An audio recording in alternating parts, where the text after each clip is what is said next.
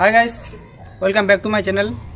তো আজকে আমি বলবো যে একটি version 3 R15 version 3 second hand কিনতে গেলে আমাদেরকে কোন কোন বিষয়ে খেয়াল রাখতে হবে। তো চলো ভিডিওটি শুরু করা যাক।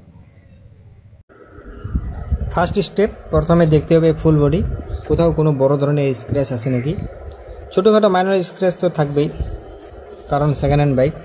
R15 প্লাস্টিক কোয়ালিটি ভালো না থাকাতে একটু ঘষা লাগলে স্ক্র্যাচ পড়ে যায়। তো সাইড প্যানেলে খেয়াল রাখতে হবে। যেমন এই বাইকের এই ফাটলটি, এই যে বাবল ভাইজারের নিচে, এইসব ফাটল সহজে চোখে পড়ে না। আর R15 টেল পার্ট একদম নর্মাল, সো দেখতে হবে ভাঙ্গা আছে নাকি, কারণ এসব পার্ট অনেক সময় আঠা দিয়ে লাগানো থাকে, বোঝা যায় না।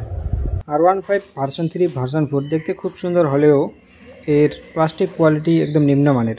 বিশেষ করে এই যে টেল প্যানেলগুলো একদম খুব নর্মাল, অল্প চাপেই ভেঙে যায়। দেন সেকেন্ড স্টেপ, কত কিলোমিটার চলেছে। সেকেন্ড হ্যান্ড যে শোরুমগুলো রয়েছে তারা মিটারটাকে রিভার্স করে দেয়।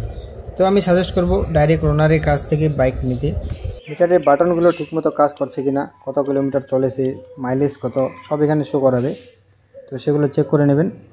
থার্ড পয়েন্ট যেটা দেখতে হবে সেটা ইঞ্জিন। নিজের ধারণা না থাকলে ভালো মেকানিক নিয়ে যেতে পারেন।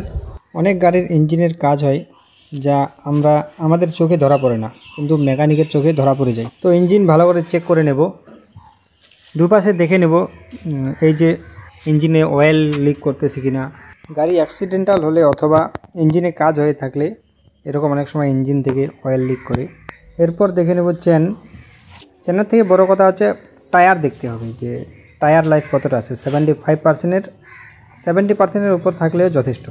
এই বাইকে যেমন রিয়ার টায়ারে বিট 0%, সামনেও 0, তো টায়ার চেঞ্জ করতে হবে এই বাইকের।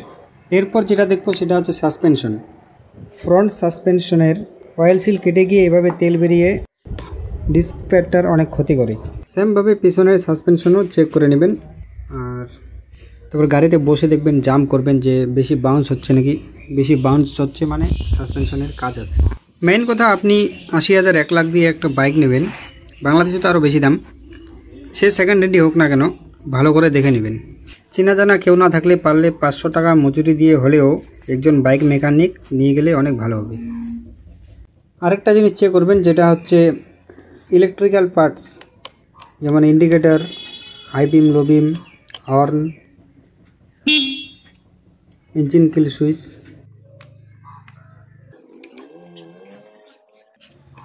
Headlight, DRL, indicator, tail light সব চেক করে নিতে হবে ঠিকঠাক ওয়ার্ক করছে কিনা।